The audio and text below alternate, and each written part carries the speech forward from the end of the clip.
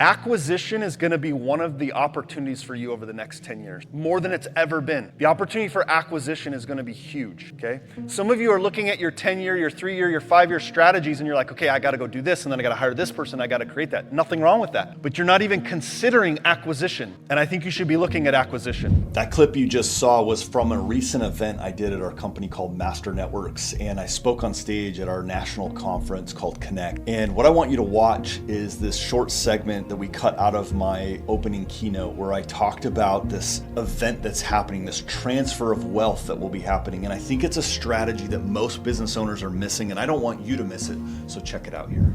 How many of you have heard this phrase, the silver tsunami? The silver tsunami is referred to all of the baby boomers that will be exiting their business in the next 10 years. It's just a phrase I didn't create it, but it's a phrase that's been attached to this. And so one of the things that we start thinking about, especially for these youngers, but also for you, please don't miss this. One of the mistakes many of us make as entrepreneurs, and we always try to go create the thing. Some of you already got it, you're right, and I can see it. Acquisition is gonna be one of the opportunities for you over the next 10 years, more than it's ever been. The opportunity for acquisition is gonna be huge, okay? Some of you are looking at your 10-year, your 3-year, your 5-year strategies, and you're like, okay, I gotta go do this, and then I gotta hire this person, I gotta create that. Nothing wrong with that, but you're not even considering acquisition, and I think you should be looking at acquisition. What do I mean by that? Well, imagine, Jersey was talking about the event I spoke at. You had a bunch of audiologists in the room. These audiologists have created practices, right? These practices, and some of them, when I looked around the room, were in their mid to late 50s, early 60s. What are they gonna probably do in the next 8 to 10 years? They're gonna either sell, buy, guess what many businesses are doing? And I don't have the time to talk about this. I'll give you someone you could go follow who talks a lot about this. If any of you follow Cody Sanchez, if you follow her, she's talking about this every day, acquisition. And there are people that will wake up one day and go, I don't want to run this anymore. I don't want to do this anymore. I want to retire. And selling their business isn't even a thought right now. They're just going to close them. Many people will close them. And you could acquire, and that doesn't mean you have to have a ton of cash to acquire these businesses, okay? Just a side note. So, does that make sense? You guys see that in your industry, that some of the fastest way you could do it is not build it, but buy it? And so what I want you to do over the next 2 days is be in a position to take advantage of those opportunities. Some of you may be part of that silver tsunami, and that you are going, hey, you know what? I didn't even think about the fact that what I'm building right now, in 8 years I could sell. In 6 years I could sell. You should be thinking that. And if you're thinking it right now, find your buyer right now. My daughter and I were having this conversation. I didn't ask for permission, but I'll ask for forgiveness later. But we had this conversation as she's in college, and we were talking about the fact that she wants to one of the ideas she has is potentially to open a dance studio because she grew up as a dancer. And so one of the suggestions I made is I said, you can certainly do that, but why don't you look at somebody who may be exiting in the next 6 to 8 years and go work there with the idea of talking to them about how you could take over and acquire the studio they've already done the hard work to build. You see what I'm saying? Guys, we gotta be in position to make these opportunities because they're going to, the wealth transfer in the next 10 years is gonna be massive because of these opportunities, okay? So what I want to talk to you about is the 5 stages of freedom in business to set the stage for the next 2 days. I want to ask a question to start. And I know what the answer is probably going to be, but I'm going to ask you before you answer it to be honest. I don't want what you think I want to hear. On a scale of 1 to 10, 10 is you want me to be brutally honest, and 1 you want me to shoot butterflies and rainbows out the next 17 minutes. Where can I go? 11. Are you sure? Now, I promise you this. I am not going to intend on making anyone cry. I promise. I've been known to do that. I also will tell you I'm not intending to offend anyone in the next 17 minutes, but there is a possibility. Please don't take offense, but we can't figure out where we want to go unless we're real about where we are, okay? And I start that because when I shared these 5 stages of business, every expert was a beginner at first. When you see someone who's mastered their craft, sometimes it's hard to not be in comparison mode, right? They're so good at what they do. I see so many of you in here that are so good at what you do. Experts in your field. If I wanted to start doing what you do right now, and I compared myself to your day 1000 to my day 1, gosh, that's hard. That is very hard. So don't do that, number 1. But we all start, and this is the path. Can you guys see the business landscape changing right in front of your eyes? We're living in a moment of time that 10 years from now, 20 years from now, you'll look back and go like, why wasn't I paying attention to that? I'll give you a quick example. What we take as common every single day right now, social media, that's free, that you can get in and you can post and you can send out and people can see it and stuff. I think we've now had that long enough, we take that for granted, that that's just gonna always be that way. I don't think it's going to be. I don't think that's how it's going to continue to be like that. And some of you still are not taking advantage of it. You're like, I'm gonna see how this social media thing works out. It's like the internet, it is sticking around, okay? And we got to dive in and jump into those things and make those changes that are coming. For some of us, we're in this start phase, meaning we've started our business, but we're in that foundational piece. And this is where I want to just drive this home. How many of you are familiar with this? Say it louder. Cash Flow Quadrant, written by who? Robert Kiyosaki. That's a book. If you have not read it, go back and read it. The principles of that, it's still timely, timeless. These are solid principles in this book. This is one of my favorite books, okay? And here's what I want to just start with. We have to acknowledge where we are to get where we want to go. And here's what I mean by that. Many of us, there's nothing wrong. I want to be clear on what I'm saying. There's nothing wrong with any one of these. Sometimes this gets confused that, by the way, if you're not familiar, this is an employee, self-employed, business owner, investor, okay? Wealth is created on this side of the quadrant. There's nothing wrong with any one of these, okay? So some people say, well, I'm just an employee. First off, get rid of just in your vocabulary. I'm just a plumber. Well, when your toilet's overflowing, who do you want? Just the plumber. I don't want the solar guy knocking at my door. I want the plumber knocking at my door, right? So just get rid of. So employee, self-employed, business owner, investor. The challenge is, for many of us, we go to our networking meetings, we talk on the phone, we talk to people, and we're who?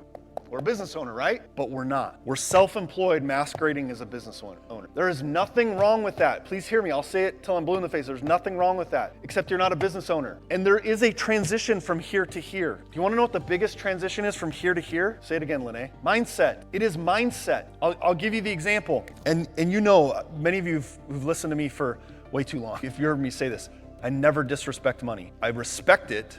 I understand it, but I don't disrespect it. But here's what I want to say. The difference from here to here is something like this. Well, how much does that cost? Versus, well, what would that be worth? Oh man, right? There is a slight difference, but it's massive in its result. See, I know this because I've had face-to-face, we were tracking, Elizabeth was helping me track this. I've had over 110 face-to-faces already since the beginning of the year. Now, I know you call me out because I've called all of you out. I have not tracked all of those in the hub. Call me out, okay? I'm just keeping it real. Okay. And here's what I have come to learn. And I'm going to share some of these throughout the next 2 days, but here's a big one. Many of you hear me when I say this, and I say this with love and respect, but you got to hear it. Many of you sell the way you consume. Do you know what that means? It means you're a bargain shopper all the time. So when you sell, what happens? You transfer that to the way you sell. Chaz, I can't afford $75. What if the question was, how could I afford $75 a month?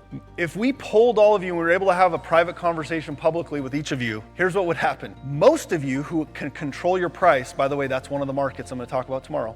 Most of you who can control your price, you're grossly underpriced. Okay? As Gary always says, criminally underpriced. If you want to know, go look at your buying habit. Some of you as consumers are always looking for the cheapest, the quickest, the biggest discount you can ever get, and then you struggle to sell all the time. And you have your own limitation of price. And so the biggest difference from going from start to the next stage is this. And one of the mistakes that many people make here is you need to be, if you're in this stage, you're making 0 to 100,000, you're self-employed, write this down because this is massive. Focus on prospecting first, not marketing. You don't have the funds yet to be marketing focused. So you can be prospecting focused, enhance it with marketing when sales start to come. Because you have to do the right things in the right order or you'll go out of business. But Chaz, I'm doing the right thing, it's marketing. But you're doing it in the wrong order. I can name you companies that were doing the right thing, they did it out of order and they're no longer in business. Make sense? You gotta do the right things in the right order. There's an order to business, okay? So if you're 0 to 100,000, be prospecting focused. What does that mean? You're leveraging the resource of time, networking, prospecting on doors, calling people,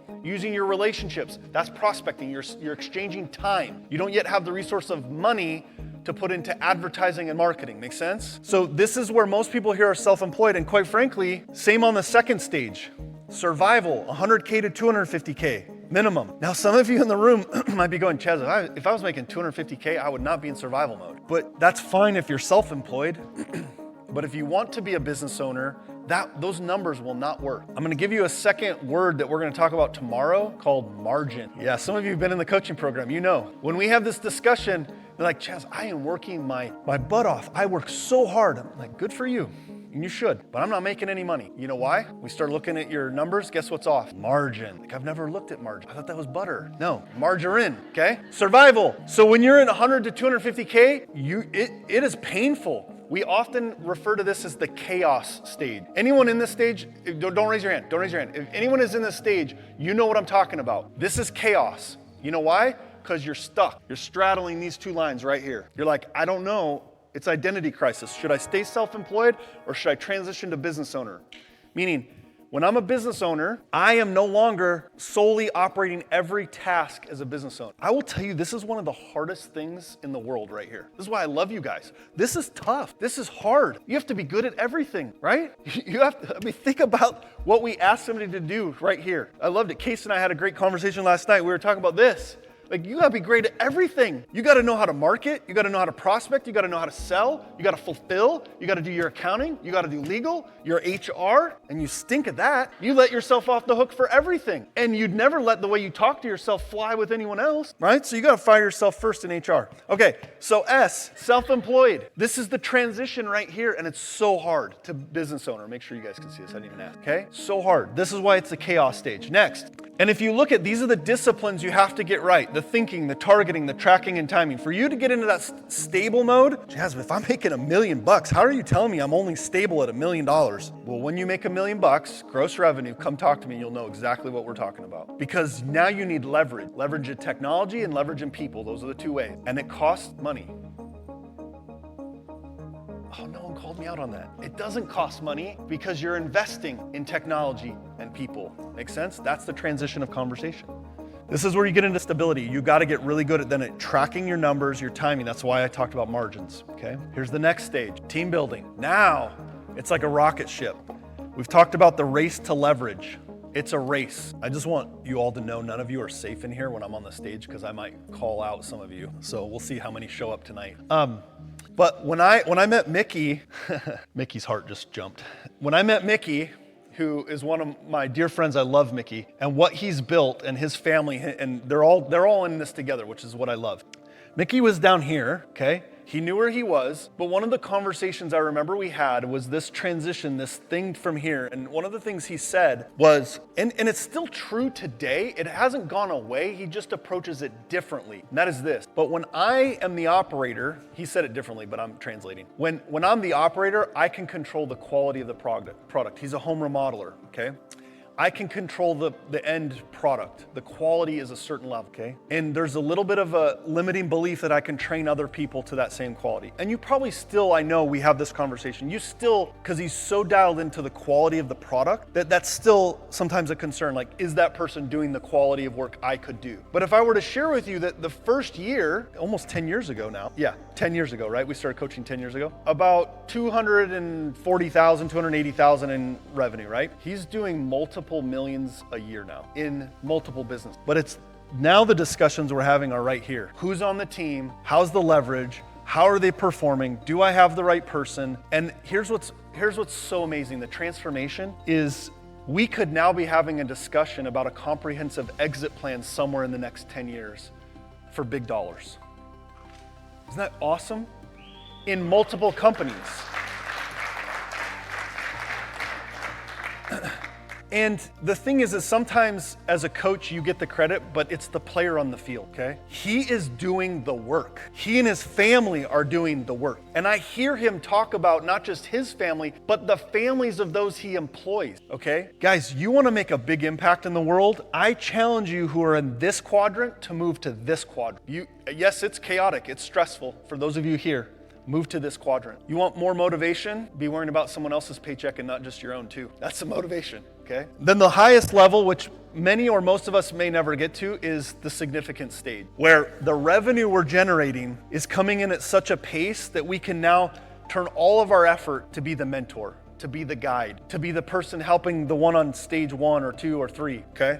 Makes sense? And some of you can do this in your own business. You can be that guide. You should be that guide. You should be that help, okay? These are the stages for each of you. Now, here's what I want you to do. Take a look at where you think you're at. 1, 2. When I did this masterclass recently, we had about 80 people on, and we did a poll inside the chat so it was private, no one else could see it. What percentage of the chat do you think was on stage 1 or 2?